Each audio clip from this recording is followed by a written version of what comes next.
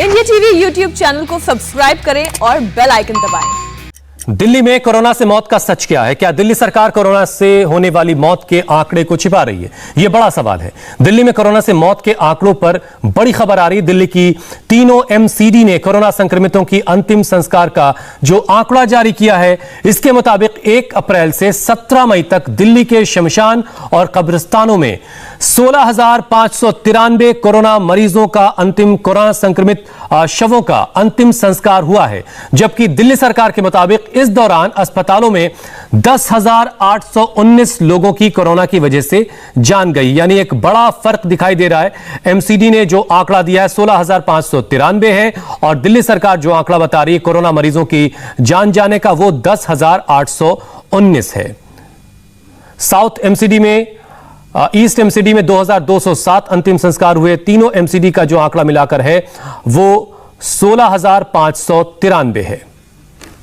North MCD में 7,081 अंतिम संस्कार हुए। साउथ एमसीडी में 7,305 अंतिम संस्कार हुए। ईस्ट एमसीडी में 2,207 अंतिम संस्कार हुए। हमारे संवाददाता भास्कर मिश्रा और इस पर और ज्यादा बातचीत के लिए हमारे साथ जुड़ चुके हैं। भास्कर, ये एक बड़ा सा फर्क दिखाई दे रहा है। दिल्ली में जो कोरोना मरीजों की जो जान गई है, उसका जो सरकारी आंकड़ा है वो 1 अप्रैल से 17 मई तक 10,819 है, जबकि एमसीडी जो अंतिम संस्कार के आंकड़े दे रही है वो 16,593 है।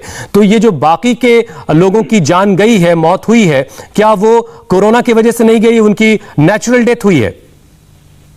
देखिए, डेथ कैसे हुई है ये डिसाइड करने के लिए दिल्ली सरकार ने एक डेथ ऑडिट कमेटी बनाया, जिसमें सीनियर डॉक्टर्स हैं और वो जो अपनी रिपोर्ट देते हैं उसी आधार पे हर दिन दिल्ली सरकार के हेल्थ बुलेटिन में उसको इंक्लूड किया जाता है। जो एमसीडी का आंकड़ा है वो इस आधार पर दिया गया है कि तमाम हॉस्पिटल से कंफर्म कोविड डेथ की जो डेड बॉडी आती है उसका अंतिम संस्कार वहां पे कोविड प्रोटोकॉल के तहत होता है और उस हिसाब से 16,593 का ये आंकड़ा है। लेकिन आश्चर्यजनक बात यह है कि इसके अतिरिक्त इसमें अगर उन लोगों को जोड़ दें जिनकी मौत घर पे हुई है कोविड की वजह से, वो इसमें शामिल नहीं है। ये आंकड़ा और बहुत बढ़ जाएगा। तो भास्कर, मतलब मैं थोड़ा सा खुद को करेक्ट कर लूं, यानी एमसीडी ने जो आंकड़ा दिया है ये उन शवों के अंतिम संस्कार का है जो कोरोना की वजह से जिनकी जाने गई हैं। मैं अब ठीक कह रहा हूं?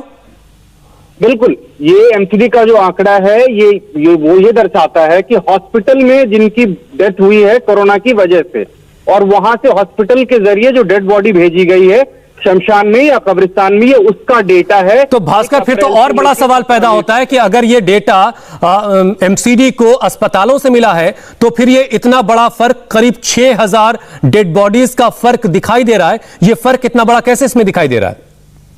और देखिए, यही सवाल हम लोगों ने पिछली बार भी उठाया था। कोरोना की पहली लहर में भी इसी तरह से आंकड़े में बहुत अंतर था और तब जब हमने बात की थी तो फाइनली ये हुआ था कि डेथ ऑडिट कमेटी के द्वारा जो फाइनल आंकड़ा दिया जाता है वो आंकड़ा माना जाएगा कोविड डेथ का। लेकिन ये एक सच्चाई है कि एमसीडी के पास में हर डेड बॉडी का डिटेल और कोविड से डेथ हुआ इसका कंफर्मेशन हॉस्पिटल के द्वारा आता है, उसी आधार पे वो लोग डेटा। ये वाकई बहुत हैरान करने वाला है कि दिल्ली के अस्पतालों से जो शव कोरोना के गए उन्हीं का अंतिम संस्कार एमसीडी ने उसकी जो डेटा दिया है वो 16,000 से ज्यादा है, जबकि दिल्ली सरकार कह रही कि ये आंकड़ा 11,000 के आसपास है। मतलब करीब 6,000 का फासला इसमें दिखाई दे रहा। अब ऑडिट होगा, उसके बाद तस्वीर और साफ हो पाएगी। भास्कर, आप बने रहिए, आपके पास मैं दोबारा लौट कर आऊंगा। दिल्ली से ही कोरोना पर एक और बड़ी खबर आ रही है। दिल्ली में थर्ड वेव पर केजरीवाल की हाई लेवल की बैठक में बड़ा फैसला हुआ है। दिल्ली सरकार ने फैसला किया है कि तीसरी लहर से बच्चों को बचाने के लिए एक खास टास्क फोर्स बनाई जाएगी। इसके अलावा बेड, ऑक्सीजन और दवाओं के इंतजाम के लिए अधिकारियों की एक अलग से टीम बनेगी, क्योंकि बार बार ये बात कही जा रही थी कि थर्ड वेव जो है वो बच्चों को अपना निशाना ज्यादा बना सकती है। भास्कर, ये जो बड़ा फैसला हुआ है बच्चों को लेकर के, इसके बारे में और डिटेल बताएं। देखिए, 12 बजे दिल्ली सरकार के मुख्यमंत्री, उप मुख्यमंत्री, स्वास्थ्य मंत्री और तमाम जो सीनियर ऑफिशियल्स थे उनकी एक बैठक थी। उसमें यह तय हुआ कि जो तमाम एक्सपर्ट देश भर के बता रहे हैं कि तीसरी लहर अगर आएगी तो उसमें बच्चों पे ज्यादा प्रभाव होगा, बच्चों के लिए ज्यादा खतरनाक है। उस लिहाज से इस मीटिंग में यह फैसला लिया गया है कि एक अलग से टास्क फोर्स बनाएगी दिल्ली सरकार और वो तय करेंगे चीजों को कि किस आधार से क्या जरूरत है और किस हिसाब से उसको पूरा किया जाना चाहिए। साथ ही इस बार दूसरी लहर में जिस हिसाब से ऑक्सीजन की कमी, बेड की कमी तमाम नजर आई, कम से कम 1 सप्ताह से 15 दिन का जो समय था वो इतना मुश्किल भरा था दिल्ली वालों के लिए कि एक हॉस्पिटल से दूसरे हॉस्पिटल लोग जाते थे, लेकिन बेड अवेलेबल नहीं होता था। तो ऐसी स्थिति तीसरी लहर में भी ना हो, इसके लिए अधिकारियों की एक विशेष टीम बनाई जाएगी। और इस बार भी बता दें कि दूसरी लहर में भी यही हुआ था कि अधिकारियों की एक टीम बनाई गई थी, वो मॉनिटर कर रहे थे, तब जाके थोड़ी सी स्थिति ठीक हुई थी। साथ ही दिल्ली के साथ एक सबसे बड़ी समस्या है ऑक्सीजन को लेके। हाई कोर्ट से लेके सुप्रीम कोर्ट तक दिल्ली सरकार पहुंची थी ऑक्सीजन की कमी को लेके। और अगर तीसरी लहर भास्कर एक छोटा सा सवाल, देखिए बैठकें बहुत सारी हुई, हमने देखा, टास्क फोर्स भी बनी, लेकिन नतीजे क्या रहे ग्राउंड पर वो सब हमने देखा है।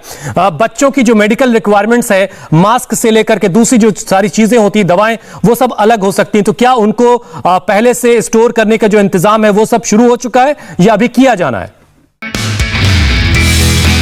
नमस्ते, मैं हूं मीनाक्षी जोशी। वीडियो और खबरों से अपडेट रहने के लिए India TV YouTube channel subscribe करें, बेल आइकन दबाना ना भूलें। जुड़े रहें इंडिया टीवी के साथ।